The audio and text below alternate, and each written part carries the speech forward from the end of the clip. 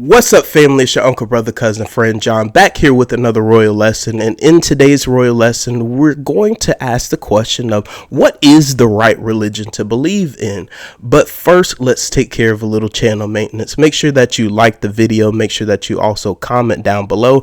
And if you don't know what to comment, you could always ask a question about anything pertaining to the topic or anything that you might have about the Bible or your being divine royalty or whatever you might have a question about. You can comment that down below and it could become a future royal lesson. Make sure that you also press the notification bell down below so that way you are notified when I post a new video.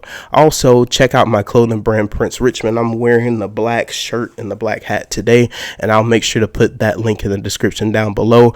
I'm not asking for any of your money to do these royal lesson videos, but if you do feel the need to support me, you can definitely go to princerichmond.com and buy some of the items off of my clothing brand there.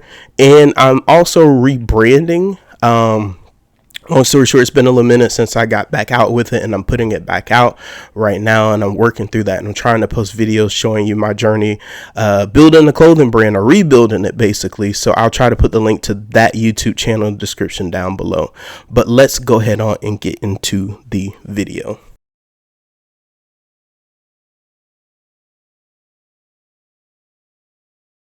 So growing up predominantly Christian, it's really hard to break out of that belief while also trying to maintain and grow an even deeper belief in the Most High God. And what I mean by that, I mean that going along on my spiritual journey, and it wasn't really a spiritual journey for me, it was more so like I knew things already, but because I grew up predominantly Christian, I've said it multiple times in my previous videos, one side of my family is heavily involved in the church, pastors, church mothers, or just musicians or just involved in the church. So, growing up one specific way, you are taught we don't question these things. We don't look outside of it. And it starts limiting your perspective of the Most High God to this is how we believe and this is where we're going to go. Anything outside of it is blasphemous. It's wrong. Growing up, I always studied different beliefs, cultures, and religions and stuff like that. It just comes along with studying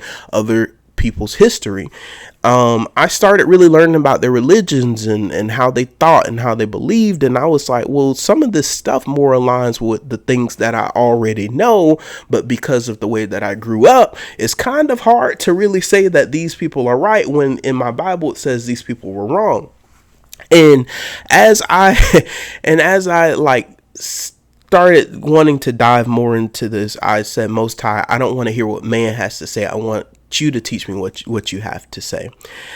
I started around a certain period of time. I started feeling this need to read more about Jesus or Yeshua, and that's in the New Testament. The chapters are Matthew, Mark, Luke, and John. For those of you that don't know, I said I want to read more about Yeshua. And then I come to this particular part while sitting here feeling blasphemous about saying, with this new clarity the Most High has given me, while feeling blasphemous in reading through the Bible, I'm like, man, a lot of these things that we are being taught in church or even in the home from churchy families are being misconstrued or taught very wrong. And I don't see how we are supposed to build a relationship with the Most High God or find our way back to divinity if we aren't even reading this right. And so I get to this part of the Bible while feeling conflicted in myself and looking for a comfort in trying to explain or looking for comfort in trying to put something out there that clarifies the things that's in the Bible. I come to this part in the Bible that I found very interesting, and it's around the time that the 12 disciples are following Jesus and Jesus is casting out demons, and they're like, well, we wanted to learn how to do that. And he tells them, he teaches them, and they just can't hack it. They can't get it. They can't cast out demons, and Yeshua just has to show up and do it himself. And the disciples are obviously getting upset and they are losing themselves. They're getting upset. And they come across some guy. And this is around the time Yeshua is talking about the best ways of receiving himself to a group of people. And the disciples happen to be there. And John, one of the disciples, asks, and this is Mark 9:38. John answered him, saying, Master, we saw one casting out devils in thy name, and he followeth not us, and we forbade him, because he followeth not us. But Jesus said, Forbid him not, for there is no man which shall do a miracle in my name that can lightly speak evil of me. For he that is not against us is on our part. And as I'm reading this, I'm looking at, okay, the disciples are upset because they can't hack it. They can't get it. They come across this other dude. And it wasn't just that they forbid him. They wanted to go and jump this guy. They wanted to go and take this guy out. It was like, oh, I know you ain't over there talking about some Jesus and you casting out demons successfully. And you ain't even a part of our group, our clique. No, you can't be over there doing that, bro. And so they basically go to Yeshua to get the blessing to go and get on this guy, jump this guy, do whatever they got to do to this guy. Because a lot of the disciples were still working on themselves. Okay. And they was very much like, oh, we'll goddamn knock some heads loose. It was, the disciples was like that. And so Yeshua is like, in simplest form, if this person, even though they don't follow us or follow our particular clique, our particular group, if this person is still doing the will of the Most High God by casting out evil, by casting out darkness, and leading people back to the Most High God, leading them into light, into goodness, what does it matter to you that they are doing the right things? And Yeshua goes on to talk about, if you're so offended by the little things that you're ready to go out here and do evil things in order to preserve goodness under a particular blanket, then what you're doing is wrong, because it's going to lead you into the paths of evil, wickedness, into hell. And, for instance, if you read Mark 9 specifically, he says, if your eye offends you, pluck it out. If your arm offends you, take it off. And these are the things he's talking about.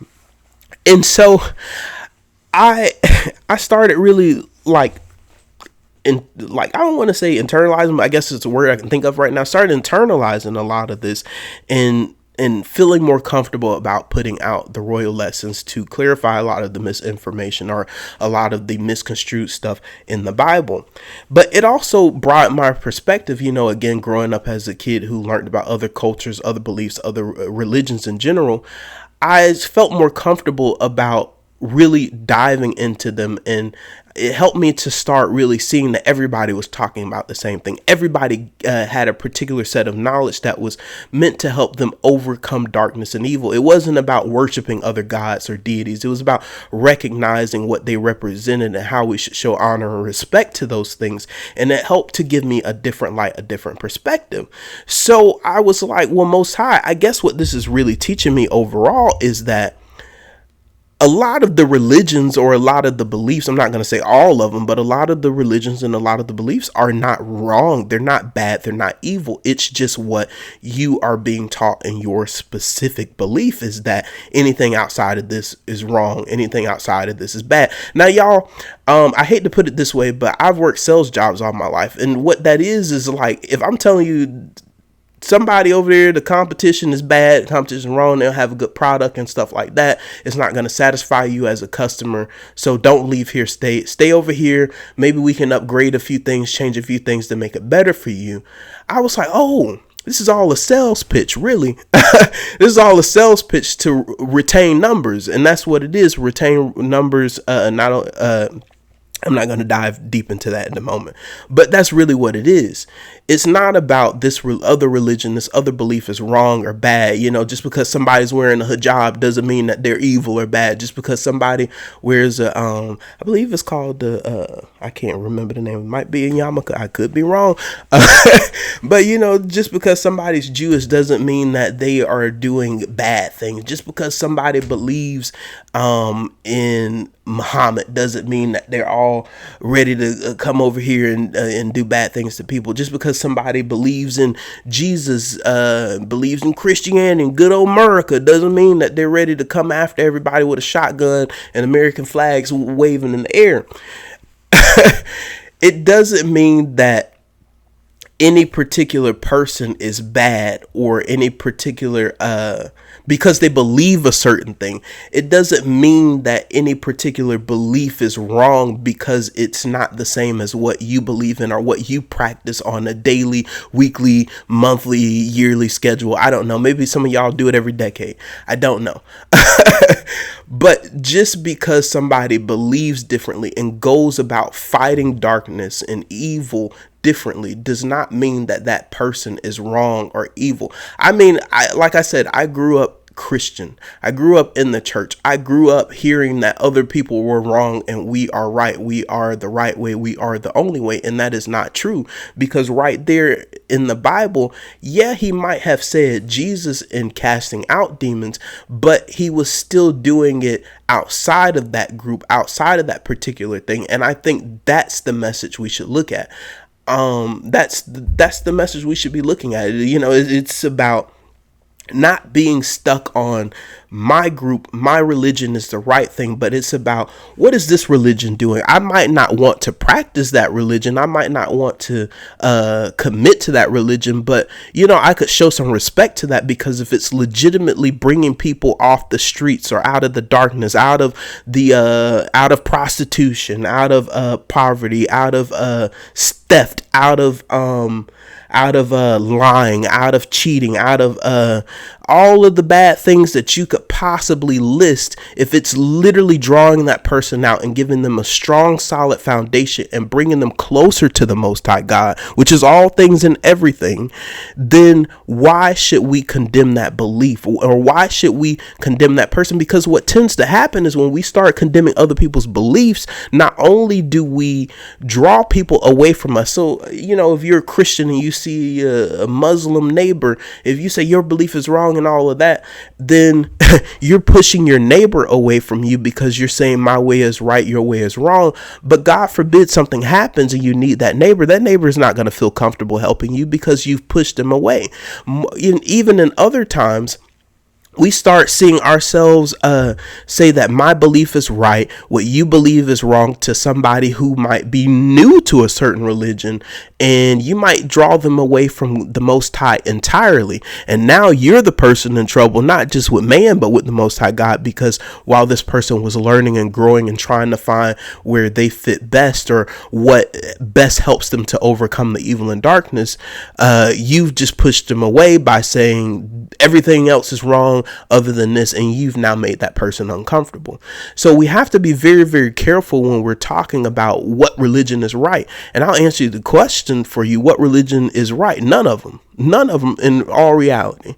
It's about, it's really about overcoming darkness and evil and fighting against the things that are wrong. Religion is the foundation it's a consistent foundation for those that find it hard to really do that on their own. Not everybody can just go at the world by themselves. Nobody can really go at the world by themselves. It's a hard place to be. It's a hard place to learn from. It's a hard place to try to do it alone at, and everybody finds themselves saying, I'm gonna do it alone. It's hard. So it's good to have that community, especially a community that is building a practice or a foundation to saying, this is how we overcome the evil. This is how we overcome the darkness. This is how we lead ourselves back to the Most High God.